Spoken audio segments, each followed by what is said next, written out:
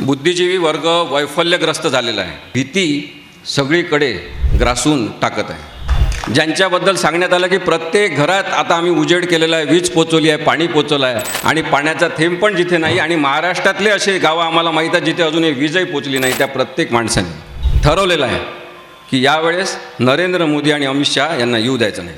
कुणाला पाडायचा हा विचार करून भारतातले मतदार मतदान करत असतात असं म्हणतात.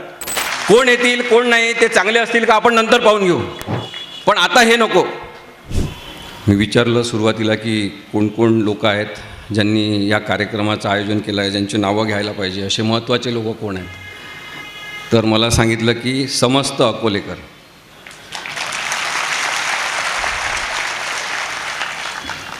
हा मनाचा मोठेपणा निर्माण झाल्याशिवाय आपण नरेंद्र मोदी आणि अमित शहा सारख्या शक्तींना चॅलेंज करू शकत नाही.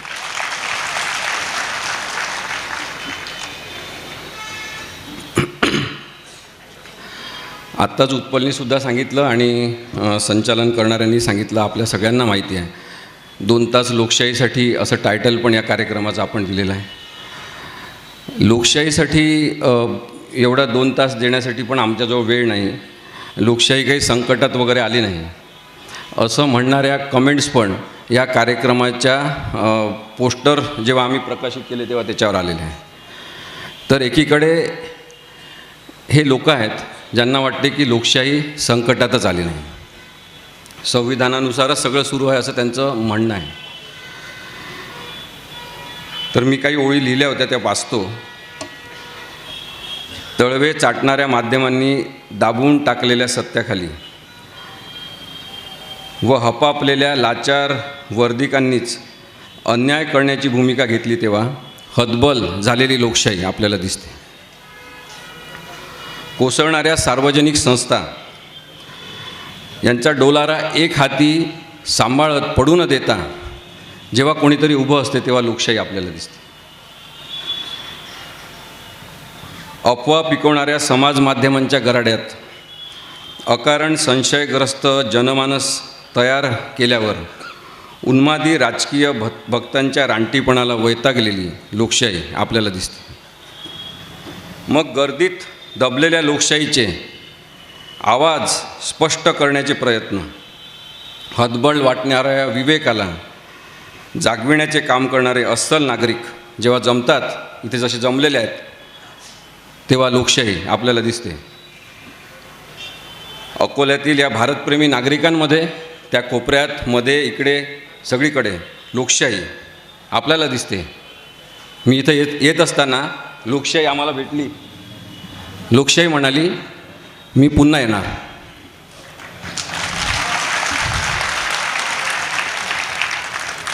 पुन्हा कोणाला येऊ द्यायचं हे आता आपल्याला ठरवायचं आहे.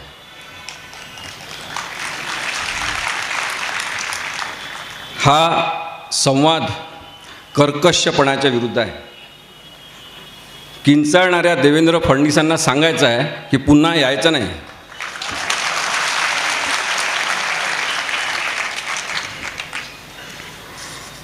निर्भय बनो एक लोक चळवळ आहे. आपण सगळेजण जमलं उजेडाकडे वाटचाल करण्यासाठी. आपल्यातले काही बंधुबांधव आहेत, आपल्या कुटुंबातले काही लोक आहेत, मित्रमैत्रिणी आहेत, जे उजेडाकडे पाठ करून उभे आहेत आणि असत्याचे कपडे घालून फिरणाऱ्या, सत्याचे कपडे घालून फिरणाऱ्या असत्य मोदीला जे मानतात त्यांच्या डोक्यातसुद्धा प्रकाश पाडण्याचा प्रयत्न करायचा आहे. त्यासाठी भीतीमुक्त आवाज आवश्यक आहे. मी न्यायव्यवस्थेत काम करणारा म्हणून, किंवा आपल्या इथे अनेक जण बसलेले असतील जे वेगवेगळ्या यंत्रणांमध्ये काम करत असतील, सरकारी यंत्रणेसोबत काम करत असतील, त्यांना हे दिसत असेल की भीती सगळीकडे ग्रासून टाकत आहे. बुद्धिजीवी वर्ग वैफल्यग्रस्त झालेला आहे. जे विचार करू शकतात ते अजूनही निर्णय घेण्याच्या परिस्थितीत आलेले नाही आहेत. पण आम्ही जेव्हा इतक्या सभा घेतल्या महाराष्ट्रात, तेव्हा मी आपल्याला हे सांगू शकतो की जो अंडर करंट आहे तो खूपच ताकदवान झालेला आहे. खेड्यापाड्यातल्या शेतकरी माणसांनी, गरिबांनी, ज्यांच्याबद्दल सांगण्यात आलं की इतक्या करोड लोकांना आम्ही घराच्या चाब्या दिल्या आणि त्यांच्या खिशात चाबीच नाही, त्यांनी ज्यांच्याबद्दल सांगण्यात आलं की प्रत्येक घरात आता आम्ही उजेड केलेला आहे, वीज पोचवली आहे, पाणी पोचवलं आहे आणि पाण्याचा थेंब पण जिथे नाही, आणि महाराष्ट्रातले असे गावं आम्हाला माहीत आहेत जिथे अजूनही वीजही पोचली नाही, त्या प्रत्येक माणसाने ठरवलेलं आहे की यावेळेस नरेंद्र मोदी आणि अमित शहा यांना येऊ द्यायचं नाही. हे शक्य आहे.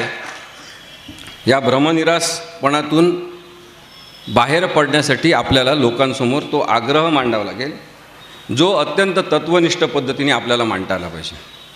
मी सुरुवातीलाच सांगतो की RSS म्हणजे संघ, राष्ट्रीय स्वयंसेवक संघ आणि भाजप यांची सगळ्यात मोठी कमजोरी आहे ती म्हणजे आपण चांगल्या भाषेत बोलू शकणं.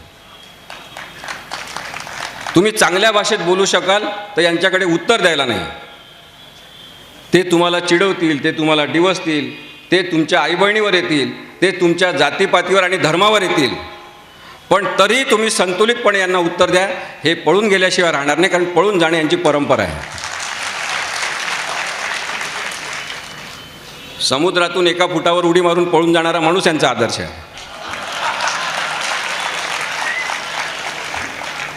त्यामुळे आपल्याला निर्भयपणे या सगळ्यांचं विश्लेषण करत राहिलं पाहिजे. मोदींना निवडून देण्याचे निकष काय होते?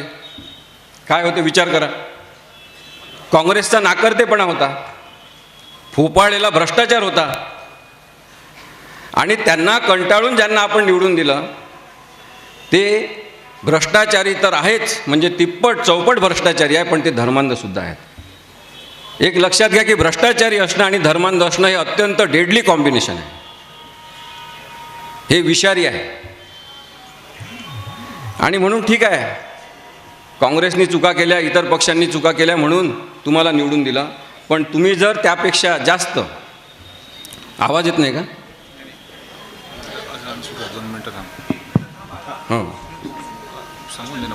अजाण सुरू असल्यामुळे थोडं थांबू आपण 2 मिनिटं. भारतातले सगळे धर्म अत्यंत महत्त्वाचे आहेत आणि सगळ्या धर्माच्या लोकांनी एकत्र राहणं ही भारताची खरी ताकद आणि सुंदरता आहे. प्रातिनिधिक स्वरूपात आपण नमाज सुरू असताना थोडा वेळ थांबलो. प्रत्येकाला आपापल्या प्रार्थना पद्धतीनुसार प्रार्थना करण्याचं स्वातंत्र्य इथे आहे.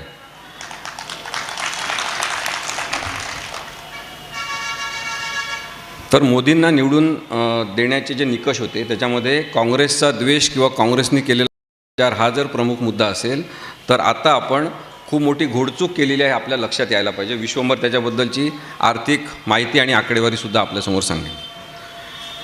मोदी आवडण्याचे कारण काय असं मोदी भक्तांना विचारलं. मोदींनी केलेलं एक चांगलं काम सांगा असं त्यांना म्हटलं, तर ते सांगू शकत नाही. याच्यामध्येच लोकशाही दडलेली आहे, याच्यामध्येच एक स्कोप आहे की लोकशाही पुन्हा जिवंत होऊ शकते. आणि म्हणून आपण मोदींनी केलेली चांगली कामं नेहमी विचारत राहिलं पाहिजे. पण त्याचवेळी मोदी मला का आवडत नाही याच्याबद्दलचं विश्लेषण पण स्वतःनी आपण केलं पाहिजे. एखादा माणूस नुसताच न आवडणं आणि त्याच्या प्रवृत्तीमुळे न आवडणं याच्यामध्ये फरक आहे. निर्भय बनोची ही मोहीम मोदी आणि शहा यांच्या आकृतीविरुद्ध, म्हणजे मोदी नावाच्या माणसाविरुद्ध किंवा अमित शहा नावाच्या माणसाविरुद्ध नाही, त्या प्रवृत्तीविरुद्ध आहे जी लोकशाहीला घातक आहे. आणि याच्यानंतर कदाचित आणखी अशी प्रवृत्ती येईल तर त्याला पण आपल्याला विरोध करावा लागेल. मोदी न आवडण्याचे कारणं जे आपण शोधण्याचा प्रयत्न करतो तेव्हा दिसते की मोदी हा अत्यंत अवैज्ञानिक माणूस आहे.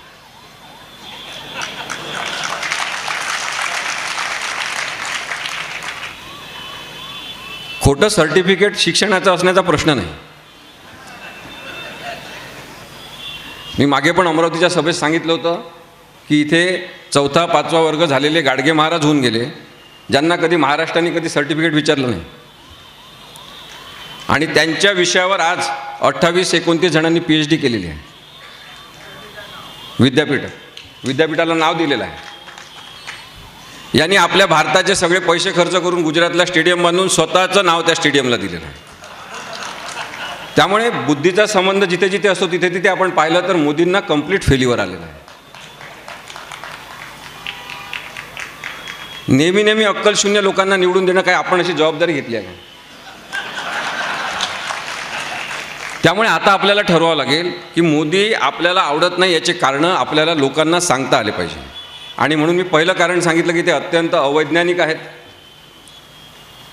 त्यामुळे कधी कधी ते विमानाचा विषय काढतात, ते म्हणतात आमच्या पुराणात विमान होतं. हां, ते कधी सांगतात की जेव्हा ढग असतात तेव्हा रडारमध्ये ते दिसत नाही विमान वगैरे. ते चंद्रयान जाते तेव्हा हा सायंटिस्ट लोकांना हा ज्ञान द्यायला जातो. शिकलेला माणूस असतो त्याला हे समजत असते की केव्हा आपण बोलू नये हे त्याला कळत असते.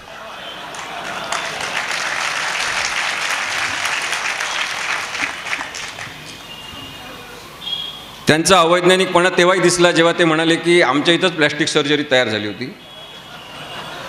कारण गणपती हे प्लॅस्टिक सर्जरीचं उदाहरण आहे. हा विश्वंभरचा मुद्दा खरं म्हणजे आम्ही सांगितलं आपल्याला, ते सांगत असतात नेहमी. मग शास्त्रज्ञ विचारतील त्यांना की मग जर प्लॅस्टिक सर्जरी होती तर एक विनाकारण हत्ती तुम्ही कशाला मारला, तिथंच जे मुंडकं पडलं होतं ते लावायला पाहिजे होतं.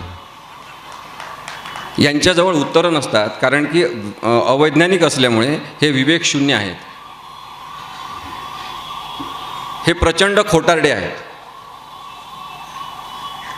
साधारणतः 15 ते 20 वेळा दिवसातून मोठे मोठे खोटे बोलण्याशिवाय यांचा दिवस संपत नाही. याचे पण उदाहरणं मी अनेक देऊ शकतो, पण तो आपला आत्ताचा विषय नाही. मोदी हे भ्रष्टाचारी लोकांचे तारणहार आहेत. खोटे काय बोलले होते हे की न खाऊंगा न खाने दूंगा, आणि खाणाऱ्यांना ओळखून ओळखून आपल्यासोबत घेणं हा यांचा छंद आहे. कृपाशंकर सिंग, मी नावं वाचतो काही. कृपाशंकर सिंग, नितीश राणे, अर्जुन खोतकर, शिवेंद्र भोसले, नारायण राणे, हर्षवर्धन पाटील, छगन भुजबळ, विजय गावित, भावना गवळी, कितीतरी. आणि काही जणांना मग त्यांनी पक्षात न घेता आपल्यासोबत घेतलं. त्याच्यामध्ये अजितदादा पवार, एकनाथ शिंदे, हे सगळेजण आहेत. तब्बल 90 महाराष्ट्रातले नेते जे भ्रष्टाचारी आहेत त्यांना यांनी आपल्या पदरात घेतलेलं आहे. हर्षवर्धन पाटलांनी तर सांगितलं होतं जाहीरपणे की आता मला शांतपणे झोप येते. शिवसेनेचे प्रताप सरनाईक, त्यांनी जाहीर पत्र लिहिलं उद्धव ठाकरेंना की हे सगळं करण्यापेक्षा सरळ भाजपच्या सोबत सरकार स्थापन करू, आम्हाला स्वस्तपणे शांत झोप तरी येईल.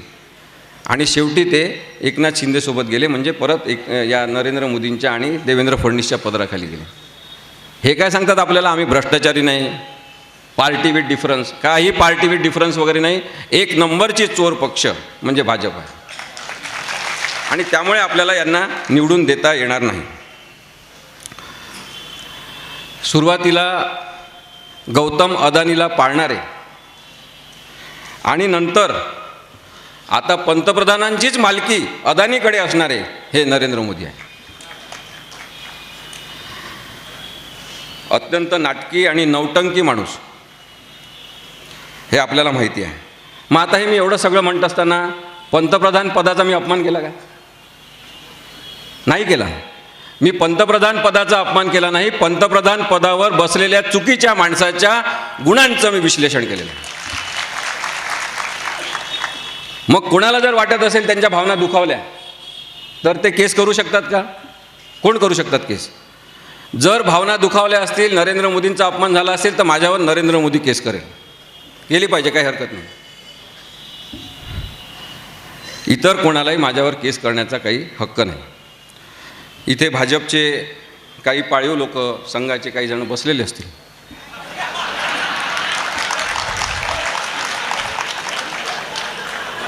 त्यांनी त्यांच्या मालकांना जाऊन सांगावं इथं काय बोललो आम्ही ते. ही अस्सल नागरिकांची सभा आहे. तुम्हाला जर त्रास होत असेल तर आताच इथून जा, कारण की तुम्हाला प्रचंड त्रास होणार आहे थोड्या वेळाने अजून. आपल्याला निर्भयपणे हे बोलावं लागेल. प्रचंड पैसा जमा करणारी पॉलिटिकल पार्टी म्हणून सुद्धा भारतीय जनता पार्टी आहे. ही केवळ भारतातली श्रीमंत पार्टी नाही, जगातली सगळ्यात मोठी श्रीमंत राजकीय पार्टी आहे.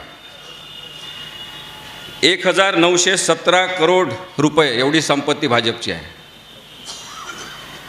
काँग्रेसची 763 करोड आहे आणि CPIMची 723 करोड आहे.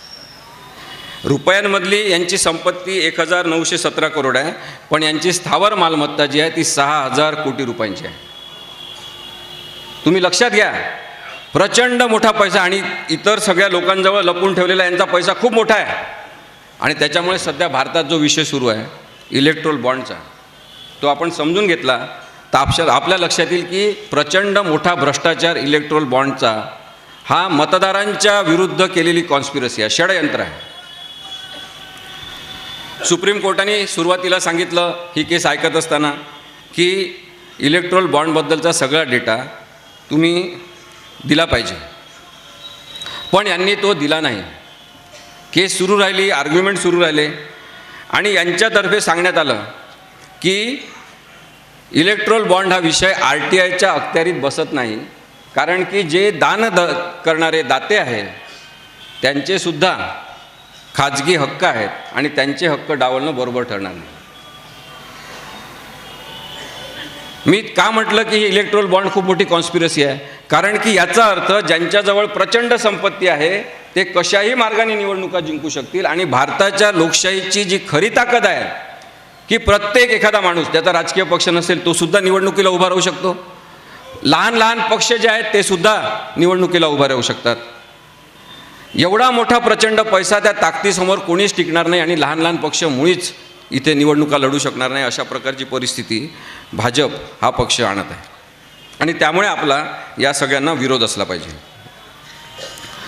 इलेक्ट्रोल बॉन्डमध्ये 2 महत्त्वाच्या गोष्टी आहेत.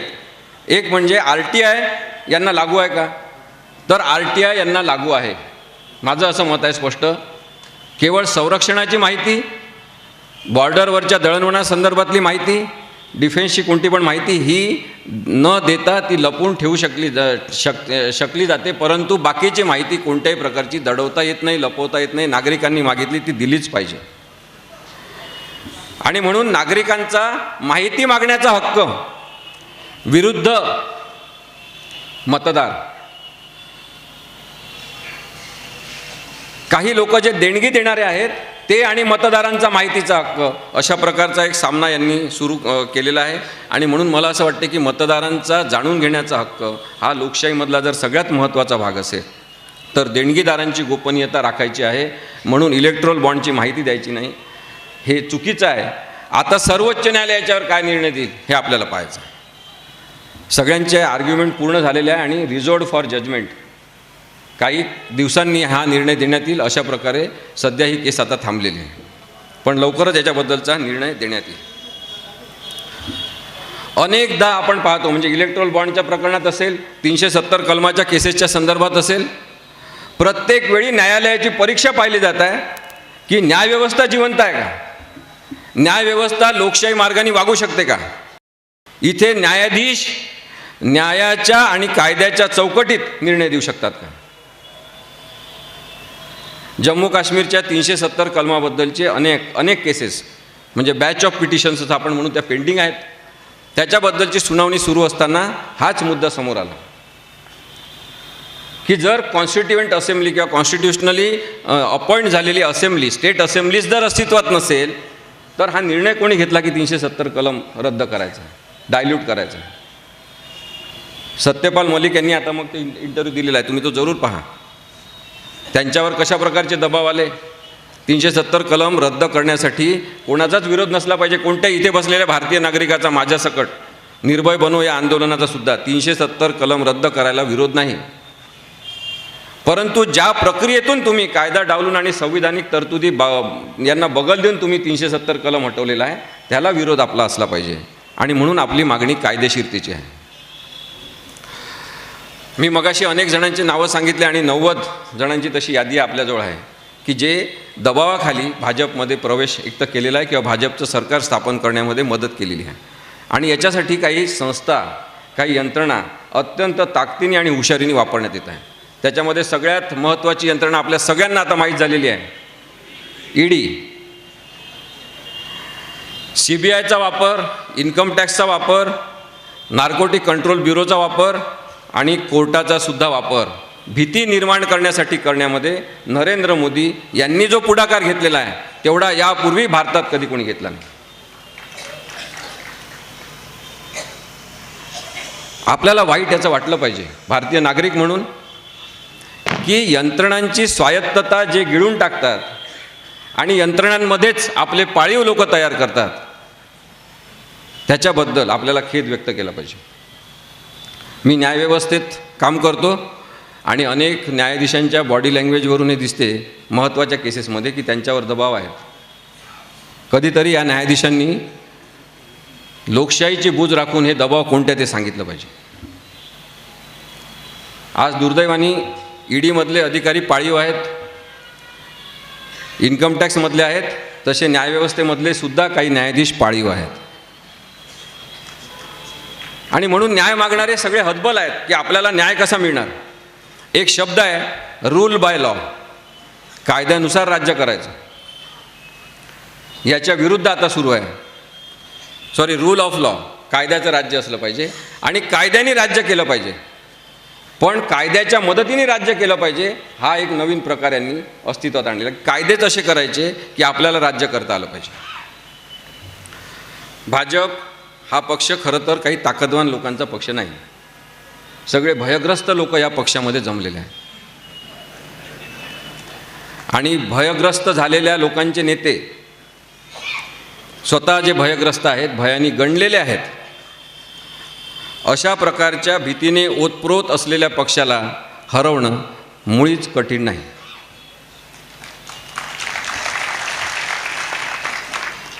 गुंड बदमाश सगळे मुळात भित्रे असतात. आता नागरिकांना याची टक्कर द्यायची असेल तर आपल्याला अशीच एकी सगळीकडे दाखवावी लागेल. मुठभर लोक जे ताकदवान आहेत, ज्यांच्या मनात भीती नाही आणि ज्यांच्या मनात केवळ लोकशाही आणि संविधान आहे, असे लोक या सगळ्यांशी टक्कर देऊ शकतात असं माझं स्पष्ट मत. यांनी एक घोषणा केली सुरुवातीला, काँग्रेस मुक्त भारत. तुम्ही वेगळ्या पक्षाचे असू शकता, कोणत्या पक्षाचे तुम्ही नसू शकता किंवा कोणत्याच पक्षाचे नसताना तुम्ही निवडणुकीच्या वेळेस ठरवू शकता की कोणाला मत द्यायचं, ही लोकशाही आहे. पण एखाद्या पक्षाविरुद्ध काँग्रेस मुक्त भारत म्हणणं हे आपण समजून घेतलं पाहिजे की याच्या मागे काय तत्व आहे. लोकशाहीमध्ये सगळ्या पक्षांना आपलं अस्तित्व टिकवण्याचा हक्क आहे आणि त्यामुळे काँग्रेस मुक्त भारत ही हिंसक घोषणा आहे, असंविधानिक आहे, घटनाबाह्य आहे. या भारतामध्ये काँग्रेस पक्षसुद्धा राहील, राष्ट्रवादी राहील, शिवसेना राहील, CPI राहील, CPIM राहील, डॉक्टर आंबेडकरांचा पक्ष राहील, सगळे पक्ष राहतील. कारण की भारतीय संविधानाने रचनाच अशी केलेली आहे की सगळ्यांनी आपल्या मतांचा आविष्कार व्यक्त करून लोकप्रतिनिधींच्या मार्फत हे सरकार चालवायचं.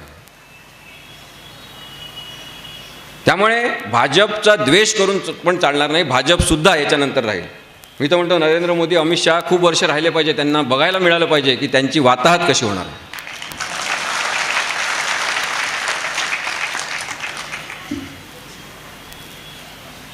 आपल्याला कधी हे लोक भूकमुक्त भारत अशी घोषणा देताना दिसले नाही, बेरोजगारी मुक्त भारत अशी घोषणा देताना दिसले नाही, अन्यायमुक्त भारत अशी घोषणा देताना सुद्धा दिसले नाही. कारण की हे सगळेजण केवळ राजकीय पक्षासाठी जगतात, तुमच्यासाठी माझ्यासाठी जगत नाही. यांच्यासाठी त्यांचा राजकीय पक्ष जगणं, मोठा होणं, हे स्वतः ढेरपोटे होणं हेच महत्त्वाचं आहे. आणि म्हणून मला असं वाटते की अशा लोकांच्या विरोधात हा एल्गार जो उभा राहत आहे तो आपल्या सगळ्यांचा महत्त्वाचा आवाज आहे. महाराष्ट्रातल्या विधानसभेमध्ये जे सुरू आहे ते आपण बोलायलाच पाहिजे. ज्या पद्धतीचं राजकारण इथे झालेलं आहे त्याच्यामध्ये आमदार पळवणे आपल्याला माहीत होतं, पक्षाच्या पक्ष पळवणे हे आपल्याला माहीत नाही. पूर्ण राजकीय पक्ष पळवून न्यायचा, तो यशस्वी प्रयोग झाल्यावर दुसरा राजकीय पक्ष पळवून न्यायचा, त्याचे चिन्हसुद्धा मागायचं, त्याचं नावसुद्धा मागायचं. आणि निवडणूक आयोगामध्ये बसलेले पाताळ यंत्री आणि पाळीव असे जे अधिकारी आहेत त्यांनी न्याय द्यायचा की शिवसेना हे चिन्ह यांचं आहे आणि धनुष्यबाणसुद्धा यांचं आहे. कायदा पूर्ण वेठीस धरून अशा पद्धतीने जी वागणूक आहे ती आपण समजून घेतली पाहिजे. महाराष्ट्राचा सत्ता संघर्ष जर आपल्याला समजून घ्यायचा असेल तर आपण मागणी केली पाहिजे की सध्या राहुल नार्वेकर विधानसभा अध्यक्ष जे आत्ता ट्रिब्युनल म्हणून काम करत आहेत, न्यायाधिकरण म्हणून काम करत आहेत, त्यांच्यासमोर जी सुनावणी सुरू आहे त्याचं लाईव्ह टेलिकास्ट झालं पाहिजे अशी महाराष्ट्रातल्या लोकांनी मागणी केली आहे. तुम्हाला दिसेल ज्यांची बाजू लंगडी आहे त्यांचे अपॉइंट केलेले लोक काय काय बोलतात. तुम्हाला दिसेल की कशा प्रकारे टाईमपास करण्याचे तत्त्व वापरण्यात येते. इथे अनेक वकील लोक बसले आहेत, त्यांनासुद्धा लक्षात येईल की छोट्या छोट्या अत्यंत विनाकारण असलेल्या फालतू मुद्द्यांवर एक एक दोन दोन तास आर्ग्युमेंट करावं लागतं. आणि त्यामुळे प्रश्न हा संविधानिक नैतिकतेचा आहे. पक्षांतर बंदी कायदा असं या कायद्याचं नाव आहे. अँटी डिफेक्शन लॉ, 10व्या परिशिष्टामध्ये. पक्षांतर बंदी कायदा हेच जर नाव असेल तर पक्षांतर सोप्या पद्धतीने करण्यासाठी कायदा असं नाव तुम्ही बदलू शकता का? आज एकनाथ शिंदे आणि त्यांच्यासह जो पक्ष फोडलेला आहे सुरत मार्गे गुवाहाटी, आणि त्याच्यासाठी जे चाणक्य म्हणतात स्वतःला देवेंद्र फडणवीस, ते आजचं राजकारण गढूळ करणारे, राजकारणाची अत्यंत विद्रूप प्रवृत्ती म्हणून देवेंद्र फडणवीस आहे.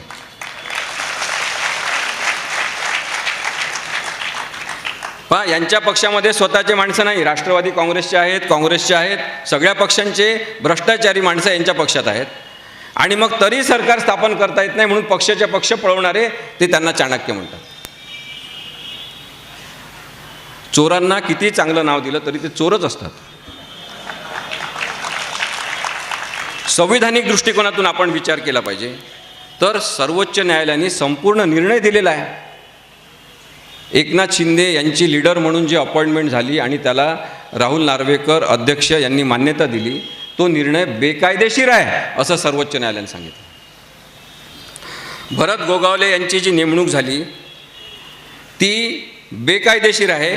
त्यामुळे 3 जुलै 2022 रोजी भरत गोगावले यांना जे व्हीप म्हणून नेमलं ते बेकायदेशीर आहे असं सर्वोच्च न्यायालयाने सांगितलेलं आहे. अत्यंत सिद्ध झालेली केस असलेली सुद्धा त्याची ओढाताण करून चुकीचा टाईम टेबल फ्रेम करायचा, सर्वोच्च न्यायालयाने त्यांच्यावर ताशेरे ओढायचे आणि यांनी सतत म्हणायचं की माझ्या कामकाजाचं विश्लेषण सर्वोच्च न्यायालय करू शकत नाही कारण की मी विधानसभेचा सभापती आहे. तेव्हा सर्वोच्च न्यायालयाला सांगावं लागलं की तुम्ही विधानसभेचे सभापती म्हणून काम करत नाही आहात, तर सभापती असल्यामुळे विधानसभेचे अध्यक्ष असल्यामुळे तुम्ही ट्रायब्युनलचे प्रमुख आहात आणि तुम्ही ट्रायब्युनल आहात म्हणजे तुम्ही न्यायिक एक न्यायाधिकरण आहात आणि त्याच्यामुळे जे ट्रिब्युनल म्हणून तुम्ही काम करता तेव्हा तुमच्या कामाचं विश्लेषण करण्याचा सर्वोच्च न्यायालयाला हक्क आहे.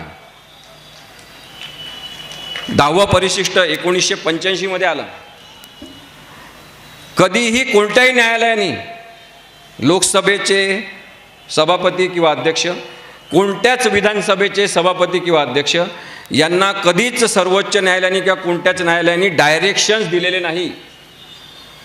हे एकमेव सरकार आहे ज्याच्यामध्ये विधानसभेच्या अध्यक्षांविरुद्ध ताशेरे तर ओढलेच, पण पहिल्यांदा मागच्या तारखेला डायरेक्शन दिले की कमीत कमी दिवसामध्ये ही केस संपवा.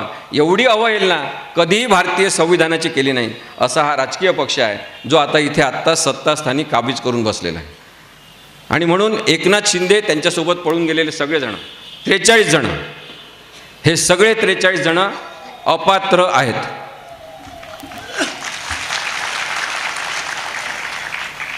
नार्वेकरांना इथून आवाहन करतो की तुम्हाला यांना पात्र ठरवायचं आहे तर योग्य कायदेशीर कारण देऊन यांना पात्र ठरवून दाखवा. पण यांच्या मदती हिंमत नाही. प्रश्न हा संविधानिक नैतिकतेचा असल्यामुळे आपण हा प्रश्न समजून घेणं जास्त आवश्यक आहे असं मला वाटतं. त्यानंतर विषय हा वेगवेगळ्या चॅनल्सचा आहे, जे चॅनल्स विकल्या गेलेले आहेत.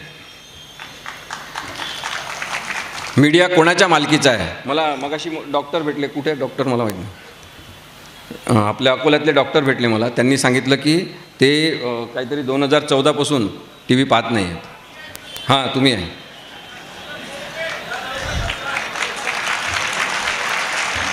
सगळ्यांनी विचार केला पाहिजे की आपण कोणतं टी व्ही चॅनल बघतो. आपण सजगपणे या सगळ्या लोकांच्या बातम्यांकडे आणि बातम्यांच्या पेरणीकडे लक्ष दिलं पाहिजे. मी तुम्हाला मुद्दाम थोडी आकडेवारी सांगतो की मीडिया कोणाच्या मालकीचा आहे.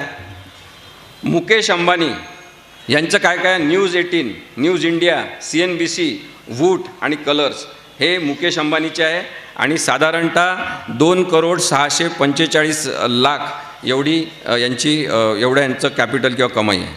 गौतम अदानी जो एक ॲटो रिक्षा चालक होता, त्याची NDTV 24/7, imagine, NDTV India, good times आणि गॅझेट 360 हे चॅनल्स आहेत. कलानिधी मारन, सन TV 509.75 करोड रुपये एवढं यांचं एकूण चलन आहे. ABP group, Goenka family, G16, Indian express, Jansatta, Loksatta हे गोयंका फॅमिलीचे पेपर्स आहेत. पुरी फॅमिली 290 कोटी रुपयांचे व्यवहार करतात. इंडिया टुडे, मेल टुडे, आज तक, TV टुडे हे त्यांचे मालकीचे आहेत. आणि Sahu Jain, times group, MNX, zoom times, ETV वगैरे हे सगळे यांचे आहेत. आता आपण पाहिलं की हे एवढे सगळे चॅनल्स यांनी विकत घेतले कारण यांची नीती अशी आहे की आपल्या विरुद्ध बातम्या येऊ नये. मग यांनी चॅनल्स विकत घेतले, मालक आपल्या ताब्यात घेतले आणि कोणत्या बातम्या दाखवायच्या हे ठरवलं. छोट्या छोट्या पातळीवर, म्हणजे विश्वंभर आणि मला तर तो अनुभव आहे की यांनी आपल्या अंतर्गत पत्रक काढलं की यांना बोलवायचं नाही.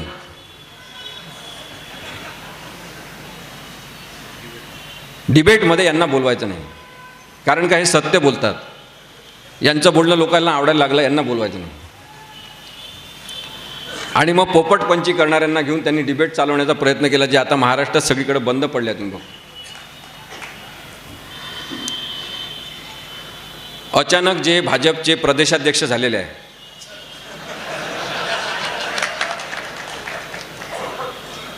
बावनकुळे, त्यांच्या घरी पण कोणी त्यांचं ऐकत असेल असं वाटत नाही. आणि या बावनकुळेंनी काय सांगितलं की जर आपल्या विरुद्ध बातम्या येऊ द्यायच्या नसतील तर पत्रकारांना धाब्यावर घेऊन जा. एवढं अनैतिक तुम्ही बोलू कसं शकता? हे षडयंत्री विचार तुमच्या मनात सतत येतात कसे? कारण की तुमची RSSची संस्कृती आहे, सत्य सतत दाबत राहायचं, खोटं सतत सांगत राहायचं.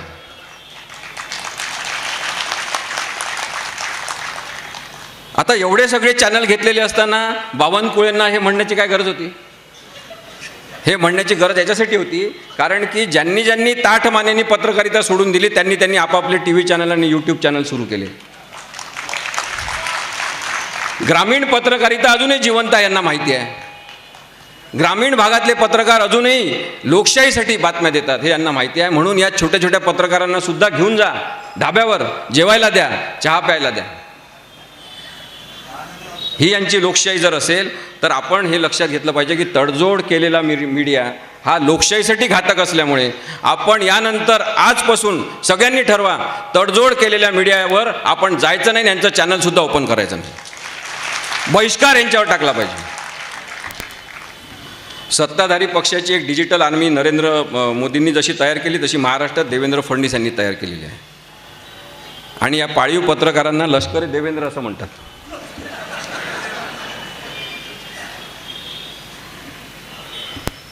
मी जेव्हा ह्या सगळ्या लोकांबद्दल विचार करत होतो तेव्हा वाटलं की इतिहासातून काहीतरी यांनी घेतलेलं आहे का, आणि म्हणून एक व्यक्ती समोर आला. मग त्याची माहिती मी घेतली, त्याचे गुणधर्म काय आहे तपासण्याचा प्रयत्न केला. त्या व्यक्तीचे गुणधर्म मी आपल्याला वाचून दाखवतो. त्या व्यक्तीचं नाव हिटलर असं होतं. तर हे सुशिक्षित करणारे आपल्याला ठरू शकतात अशा काही फॅक्ट्स आहेत की हिटलरचे लग्न झाले होते पण तो एकटाच आहे किंवा अविवाहित आहे असं दाखवत होता. काही विशिष्ट धर्माचे लोक आपल्या राष्ट्राचे शत्रू आहेत असा हिटलरचा ठाम विश्वास होता. हिटलरला पाठिंबा देणारे हिटलरवरची टीका कधीच सहन करत नव्हते. सर्व प्रकारची माध्यमे जसे की वृत्तपत्रे, मासिके यांचा वापर हिटलरने स्वतःचे प्रमोशन करण्यासाठी केला. आता मी हिटलरबद्दलच बोलतो आहे. हिटलरने सगळे प्रश्न व समस्या क्षणार्धात संपवून टाकू हे त्याच्या प्रचाराचे महत्त्वाचे आश्वासन बनवले होते. सत्तेत आल्यावर त्यांनी कोणतेही प्रश्न सोडवले नाही आणि तो सोडवू शकला नाही, परंतु जर्मनी हा देश मात्र त्यांनी बर्बाद केला. हिटलरच्या प्रचाराची एक महत्त्वाची घोषणा होती, जर्मन भाषेमध्ये आहे ती, मी थोडंसं प्रोनाऊन्सिएशन चुकीचं करू शकेन कदाचित. त्याचा प्रोनाऊन्सिएशन असा आहे, गुट टॅग कॉमेन, म्हणजे अच्छे दिन आएंगे. नेहमी नवीनतम कपडे घालणे, उत्तम कपडे घालणे, त्याची रंगसंगती सुंदर असणे याची हिटलरला प्रचंड आवड होती. असत्य अशा प्रकारे सांगायचे ते सत्यच वाटेल अशा प्रकारची आर्ट ऑफ मेकिंग लाईज ही कला हिटलरने अवगत केली होती. हिटलरला एक सवय होती की त्याला रेडिओवरून भाषण देण्याची प्रचंड आवड होती. फ्रेउंडे बुडेअर आणि श्वेस्टन म्हणजे मित्रो हा त्याचा आवडता शब्द होता. हिटलरला स्वतःचे फोटो काढून घेण्याचा प्रचंड शौक होता. हिटलर तेव्हाच्या फिल्म इंडस्ट्रीतील अभिनेत्री अभिनेत्यांना जेवायला आमंत्रित करून त्यांच्याशी संवाद साधत होता आणि हिरो हिरोईनबरोबर फोटो काढत होता. हे साधारणतः 14 लक्षणं हिटलरचे आहे, जे जर आपल्या देशातल्या नेत्यांना लागू होत असतील आणि तसे नेते असतील तर त्यांना काढून टाकणं आपली जबाबदारी आहे. मग लोक आम्हाला विचारतात हे सगळं बोलत असताना, मला म्हणतात तुम्ही वकील आहे, तुम्ही कशाला या विषयावर बोलता, डायरेक्ट मग एखाद्या राजकीय पक्षात का प्रवेश करत नाही. विश्वंभरला म्हणतात की तुम्ही पर्यावरण तज्ज्ञ आहे, तुम्ही कशासाठी हे बोलत बसता, तुम्ही तुमचं काम करा. याला आपल्याला उत्तर देता आलं पाहिजे. आपण राजकारणावर बोलणं यासाठी आपण अपात्र आहोत का, आपण डिस्क्वालिफाईड आहोत का? नागरिक आहोत आपण. नागरिक ही संविधानिक संकल्पना आहे. संविधान हे राजकीय डॉक्युमेंट आहे. भारताचं राजकारण आणि नीती कशी चालेल याच्याबद्दलचं एक पॉलिसी डॉक्युमेंट डॉक्टर आंबेडकरांनी तयार केलं, त्याचं नाव संविधान आहे. आणि त्या संविधानानुसार आपण नागरिक असल्यामुळे जी पॉलिटिकल कन्सेप्ट आहे, राजकीय संकल्पना आहे नागरिक असणं, आणि त्यामुळे आपल्याला राजकारणाबद्दल बोलण्याचा पूर्ण हक्क आहे आणि आपण राजकारणाबद्दल बोललंच पाहिजे. त्याच्यासाठी राजकीय पक्षात वगैरे जाण्याची गरज नाही. हे समाजाचं एक चारित्र्य बिघडवत चाललेलं आहे आणि त्यामुळे जेव्हा कुणाला तरी हलवून जागेवर आणण्याची शक्ती यांना दिसते तेव्हा ते सांगतात की तुम्ही याच्याबद्दल बोलायचं नाही. महाराष्ट्रातल्या 2 व्यक्तींबद्दल बोललं पाहिजे असं मला वाटतं. एक आहे म्हणजे यांच्या प्रवृत्ती कशा हे वाढवतात बघा आणि त्यांचा दर्जा बघा तुम्ही त्या दोघांचे. एक आहे संभाजी भिडे, त्याचं नाव काय आहे इथपासून शंकास्पद सगळं आहे. संभाजी भिडे म्हणतात, मनोहर कुलकर्णी म्हणतात, काय काय म्हणतात. मग याच्या चेल्या चपाट्यांनी काय केलं, 15 ऑगस्टला सांगलीमध्ये मोठे मोठे भगवे झेंडे घेऊन, म्हणजे अत्यंत भव्य झेंडे घेऊन भगव्या रंगाचे यांनी मिरवणूक काढली. भारत माता की जय वगैरे घोषणा दिली. पत्रकार आले काही, त्यांनी मोर्चाच्या तिथे विचारलं जाऊन काही लोकांना, यांच्या चेल्यांना, की तुम्ही 15 ऑगस्टला झेंडा हा भगवा झेंडा घेऊन का फिरताय, तिरंगा झेंडा तुमच्या हातात झाला, राष्ट्रध्वज असायला पाहिजे. त्यांनी सांगितलं नाही, तिरंगा आमच्या हातात आहे, राष्ट्रध्वज आमच्या मनात आहे. आता थोडी भगवा आमच्या हातात आहे आणि तिरंगा आमच्या मनात आहे. आता थोड्या वेळासाठी उलटी परिस्थिती लक्षात घ्या. समजा काही मुसलमान बंधू भगिनी निघाले असते हिरवा झेंडा घेऊन मोठा, आणि त्यांनी म्हटलं असतं हिरवा झेंडा आमच्या हातात आहे, राष्ट्रध्वज आमच्या मनात आहे. भारतामध्ये, महाराष्ट्रामध्ये किती मोठी खळबळ झाली असती सांगा तुम्ही. केसेस दाखल झाल्या असत्या, लोकांना अरेस्ट झाल्या असत्या. या माणसाच्या तक्रारी होऊन सुद्धा याच्या चेल्या चपाट्यांना अजूनही अटक झालेली नाही. या देशामध्ये एका धर्माचं राज्य आहे का? भारतीय संविधानाची नासधूस तुम्ही करता तेव्हा कशा प्रकारची वागणूक असते तुम्ही लक्षात घ्या. आम्ही का म्हणतो लोकशाही धोक्यात आलेली आहे? याच्यामुळे लोकशाही धोक्यात आलेली आहे, अशा लोकांमुळे आलेली आहे. बरं, हा महात्मा फुलेंबद्दल मागच्या वेळेस काहीतरी बोलला तरी त्याच्यावर कारवाई नाही. महात्मा गांधींबद्दल वाईट बोलला तरी कारवाई नाही. कारण आमच्यासारखे सगळे लोक काय विचार करतात, जाऊ द्या, दुर्लक्ष करा. दुर्लक्ष करा असं म्हणावं लागेल, अशा लोकांची संख्या भारतात वाढत चालली आहे. त्यामुळे आता दुर्लक्ष करून चालणार नाही. तुषार गांधी, विश्वंभर चौधरी आणि अनेक जणांनी, कुमार सप्तानी, 8-9 जणांनी मिळून याच्या विरुद्ध तक्रार केली. मी वकील असल्यामुळे मी तक्रार नाही केली आहे, मी वकील आहे. पोलिसांनी दखल घेतली नाही. आणि त्याच्यानंतर आम्हाला आता प्रायव्हेट क्रिमिनल कंप्लेंट केस पुण्याच्या कोर्टामध्ये दाखल करावं लागली आहे, जिथे न्यायाधीश अजूनही निर्णय घेण्यासाठी घाबरतात. दुसरं नाव आपल्या सगळ्यांच्या परिचयाचं आहे. खरं तर तुम्ही त्या माणसाबद्दल बोलायला पाहिजे. त्याचं नाव आहे कालीचरण. अकोल्याचा आहे म्हणून मी सांगतोय. आपल्याला लाज वाटली पाहिजे की असा माणूस अकोल्यामधला आहे. निर्भयपणे बोललं पाहिजे. कसं काय फिरू शकतो हा? तुम्ही निघू देऊ नका याला. प्रत्येकाला मुक्तपणे संचार स्वातंत्र्य आहे, पण काही फिरत बोंबलत फिरण्याचा स्वातंत्र्य याला नाही. त्यामुळे याला अकोल्याच्या बाहेर निघू देऊ नका. कृपया महाराष्ट्रामधलं वातावरण याला खराब करू देऊ नका.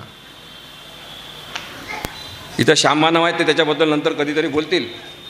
पण हा जो अभिजित धनंजय सराग नावाचा माणूस आहे, एवढं मोठं गंध लावून आणि ते सगळे असे कपडे घालून फिरतो, कोणती दिव्य दृष्टी याच्याकडे आहे? एक नंबरचा फडतूस माणूस हा कालीचरण जो आहे. कोणी उठसूट राष्ट्रपिता महात्मा गांधीबद्दल काही बोलायचं, आंबेडकरांबद्दल काही बोलायचं, आंबेडकरांबद्दल न बोलताच त्यांनी लिहिलेलं संविधान विध्वंस करण्याच्या मागे लागायचं. अशा माणसांचा बंदोबस्त आपल्याला करावा लागेल. त्यांना आपल्याला कायद्याच्या मार्गाने जेलमध्ये पाठवलं पाहिजे.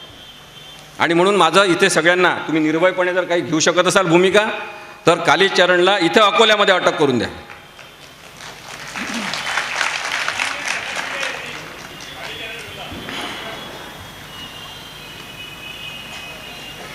निर्भय बनवचे प्रश्न काही एवढेच असे धर्मांध आणि हे नाही आहे. अकोल्यामध्ये धूळग्रस्तपणा वाढला. या शहरामध्ये तुम्ही फिरा, सगळीकडे धूळ धूळ धूळ. अमेरिकेत असता तुम्ही तर हे तिथल्या लोकांनी मान्य केलं नसतं. तुमचं आयुष्य बर्बाद करणारी धूळ आपल्या नाकातून चाललेली आहे. कशा प्रकारे इथे इन्फ्रास्ट्रक्चर डेव्हलपमेंट झालेलं आहे, कोणते मोठे मोठे पूल बांधलेले आहे, कोणाचा त्याच्यातून फायदा झालेला आहे, याच्याबद्दलचा हिशोब मागितला पाहिजे. जमा खर्च स्वातंत्र्याचा मागणारा केव्हा असं आपण जेव्हा म्हणतो, तो या प्रत्येक गोष्टीचा जमा खर्च आपल्याला मागता आला पाहिजे. तुमच्या आरोग्याचा प्रश्न आहे, आरोग्य पूर्ण हवा जर इथं अकोल्यामध्ये नसेल, ते सुद्धा न घाबरता सांगितलं पाहिजे. हे मोरणा नदी आहे का नाला आहे? नदी अशी असते का? आजूबाजूनी जाताना घाणेरडा वास. याच्याबद्दल आपण बोललं पाहिजे.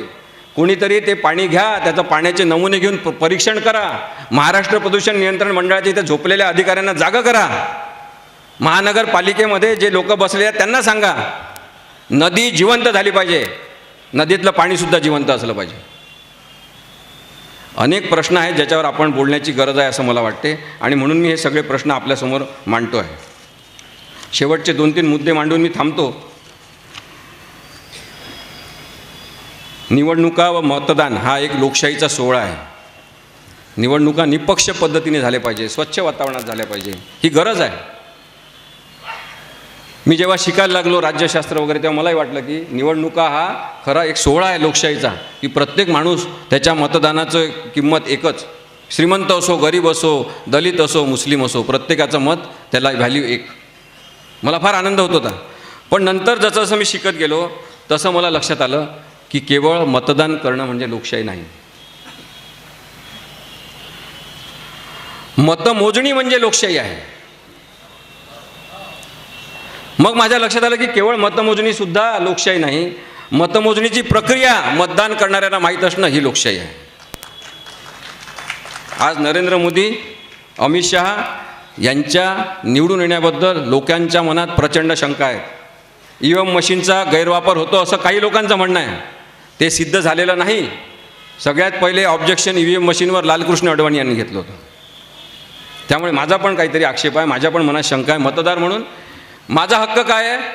मी ज्याला मतदान केलेलं आहे ते मतदान ज्या व्यक्तीला मी केलेलं आहे तिथपर्यंत, त्या व्यक्तीपर्यंत ते जोपर्यंत पोचत नाही, मतदानाची प्रक्रिया पूर्ण होत नाही. तुम्ही रामाचं नाव घेता, प्रभू श्रीरामचंद्र नेहमी नेहमी म्हणता. ज्या रामानी केवळ एका धोब्यानी शंका घेतल्यामुळे सीतेला अग्निपरीक्षा द्यायला लावली, त्याचं तुम्ही नाव घेता. आमचं तुम्ही निवडून येण्याबद्दल शंका आहे, तुम्ही अग्निपरीक्षा द्या.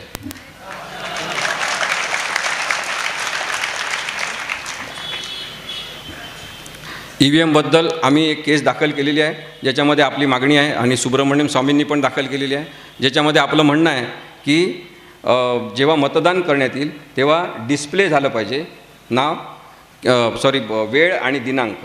हे डिस्प्ले झालं पाहिजे. अजूनही तशा प्रकारच्या मशीन केल्या नाही. सुप्रीम कोर्टाने सांगितलं होतं की आधुनिकीकरण EVM मशीनचं करा, ते अजूनही हे करत नाही आहेत. आणि मग वेळेवर दाखल केली तर म्हणतात वेळेवर दाखल केली म्हणून आत्ता एक 3 महिन्यापूर्वी केस दाखल केलेली आहे, ती लवकरच लागेल. आणखी 2 विषय मी आपल्यासमोर मांडणार आहे. एक आहे तो छत्रपती शिवाजी महाराजांनी वापरलेल्या वाघनखांचा. मी लंडनला अल्बर्ट व्हिक्टोरिया म्युझियममधून तो व्हिडिओ केला होता, तुम्ही तो जरूर फेसबुकवर बघा, तो अनेकांनी बघितला. तिथे मी गेलो तेव्हा मला आश्चर्य वाटलं, तिथे जे लिहिलेलं आहे त्याच्याबद्दलचं मी व्हिडिओमध्ये सांगितलं. आणि मला प्रश्न पडला की महाराष्ट्रातल्या लोकांचे एवढे प्रश्न, म्हणजे बेरोजगारीचा प्रश्न आहे, शेतकरी आत्महत्या आहे, लहान मुलांचे कुपोषण आहे, अजूनही आजही साधारणतः वर्षामध्ये 1 लाख बालविवाह होतात आणि मुली मरतात बालविवाह करून प्रेग्नन्सीमध्ये. त्यांचे प्रश्न आहेत, त्यांच्यावर पैसे खर्च न करता जे वाघनखं शिवाजी महाराजांनी वापरले की नाही अशी शंका आहे, असे वाघनखं आपल्या पैशातून, जनतेच्या पैशातून विकत घ्यायला हे सुधीर मुनगंटीवार आणि उदय सामंत तिथं जातात. आणि ते विकत तर घेतलेच नाही, भाड्याने घेतले 3 वर्षासाठी. आणि मग यांनी काय सांगितलं की महाराष्ट्रात सगळीकडे हे ते फिरवणार वाघनखं. भावनांचं राजकारण शिवाजी महाराजांची तुम्ही करता आणि दुसऱ्यांना तुम्ही म्हणता की शिवाजी महाराज राजकारणाचा विषय आहे का. मी त्या अल्बर्ट व्हिक्टोरिया म्युझियमच्या लोकांना म्हटलं की तुमचा जो महाराष्ट्र सरकारबद्दल सोबत करार झाला त्याची कॉपी मला द्या. ते म्हणाले आम्ही तशी देऊ शकत नाही. सध्या ते वाघनखं त्यांनी तिथून काढून दुसरीकडे ठेवलेले आहे. आणि यांना आता सांगितलेलं आहे त्यांनी की तुम्हाला असं सगळं प्रदर्शन सगळीकडे करता येणार नाही, तुम्हाला जरी नखं भाड्याने घ्यायची असतील तर एकाच ठिकाणी कुठेतरी तुम्ही ठेवायची. त्यामुळे आता यांची पंचायत झालेली आहे. पण सुधीर मुनगंटीवार याच्याबद्दल काय म्हणाले हे मी तुम्हाला ऐकवतो. त्यांनी माझ्याबद्दल जी अश्लाघ्य भाषा वापरली ही यांची संस्कृती आहे. मी तुम्हाला सांगितलं की चांगल्या शब्दात बोललं की यांच्याजवळ शब्द उरत नाही, हे घाणेरडंच बोलणार. सांस्कृतिक मंत्री असलेल्या माणसाची अशी असंस्कृत भाषा, हे अशा लोकांना आपण मंत्री करतो, अशा लोकांना निवडून देतो. मी तुम्हाला हे ऐकवतो मुद्दाम, तुम्ही ऐका. हे विचार केला पाहिजे. आणि टोलगेट कशी चालवतात आणि वाघनख भाड्याने आणणार आहे का, यांचे मेंदू भाड्याने दिले. खोटं किती बोलायचं. यांच्या आई वडील सुद्धा यांना जन्म देऊन पश्चाताप करत असते. छत्रपती शिवाजी महाराज राजकारणाचा विषय आहे. अरे माहिती तर घ्या, ते वाघनख अरे साऱ्या भारताची संपत्ती दिली भाडं देऊन तरी त्या वाघनखाची किंमत पण पूर्णपणे मोफत आणतोय. पण कशा कल्पना, कशा कथा. एक तर असा व्यक्ती पाहिला की तो या नेत्याच्या पैशातून लंडन जाऊन तिथून व्हिडिओ काढताय, हे भाड्याने घेतले जात आहे, हे भाडं 2 कोटीचं आहे. किती खोटं बोलायचं. अरे खोटा शब्द सुद्धा आत्महत्या करेल. काही लाज शरम राहिली पाहिजे. छत्रपती शिवाजी महाराज हे आमच्या आस्था अस्मितेचं प्रतीक आहे. त्यांच्या वाघनखाबद्दल अशा पद्धतीची अभद्र, अपशब्द, खोटी माहिती प्रचारित प्रसारित करणं यापेक्षा माझ्या दृष्टीने कोणतंही मोठं पाप नाही. आता तुम्ही तो व्हिडिओ नक्की बघा मी केलेला. त्याच्यामध्ये मी कुठेही किती कोटी रुपये खर्च केले असं म्हटलं नाही. एक लक्षात घ्या, महाराष्ट्राचे पैसे अशा भावनांच्या संदर्भातल्या राजकारणावर खर्च करण्यासाठी आपण दिले नाही आपण यांना. त्यामुळे यांचा सगळ्यांनी निषेध केला पाहिजे. आपण शिवाजी महाराजांचा आदर्श जर ठेवत असू तर शिवाजी महाराज हे धोरणात्मक राजे होते. काय नेहमी घोड्यावर असे तलवार घेऊन बसलेले नव्हते. अभ्यास करायचे, वाचायचे, लिहायचे. काढा एखादा वेगळा पुतळा तयार करा शिवाजी महाराजांचा अभ्यास करतानाचा, तेव्हा यांना अक्कल येईल. आणि म्हणून सुधीर मुनगंटीवार यांना माझं आव्हान आहे आपल्या या सभेच्या द्वारे की जर ते त्यांचं म्हणणं खरं असेल तर त्यांनी महाराष्ट्रासमोर त्यांनी जे अल्बर्ट व्हिक्टोरिया म्युझियमसोबत जे कॉन्ट्रॅक्ट केलेलं आहे महाराष्ट्र सरकारतर्फे ते त्यांनी जाहीर करावं. भाड्याने तुम्ही आणलं नाही म्हणताना मग दाखवा. यांची हिंमत नाही. कारण की यांना शिवाजी महाराजांचं भावनांचं राजकारण यांना करायचं, यांचं उघड पाडलं की यांची जळते. चिकित्सा आणि विश्लेषणाला नकार देणाऱ्या लोकांच्या संदर्भात निर्भय बनो आंदोलन आहे. आणि म्हणून आपल्याला मी हे सगळं सांगितलं. कुणाला पाडायचा हा विचार करून भारतातले मतदार मतदान करत असतात असं म्हणतात. आता यावेळेस ठरवायचं, देवेंद्र फडणवीस, नरेंद्र मोदी, अमित शहा, भाजप संघ यांना पाडायचं. कोण येतील कोण नाही ते चांगले असतील का आपण नंतर पाहून घेऊ, पण आता हे नको. आणि हे पडू शकतात. द्वेष वाढवून देश टिकणार नाही हे आपण समजून घेतलं पाहिजे. शेवटचं मला सांगायचं आहे, की जसं आत्ता हे सुधीर मुनगंटीवार चिडले तसे सगळेजण आमच्यावर चिडलेले आहेत. आमच्या जीवाला धोका नाही का आहे? असू द्या, पण आपण सगळेजण ताकदवान पद्धतीने जेव्हा उभं राहतो तेव्हा यांना माहिती आहे की यांना धोका करून चालणार नाही. चिडले का सुधीर मुनगंटीवार? याचा विचार करताना एक शेर आठवतो कि कांच पर पारा चढ़ा दिया तो आईना बन गया, कांच पर पारा चढ़ा दिया तो आईना बन गया, इनको हमने आईना दिखा दिया तो उनका गुस्सा आ गया. किती पण राग येऊ द्या, आपण खरं बोलत राहू आणि निर्भयपणे ही लोकशाहीची लढाई लढत राहू. धन्यवाद.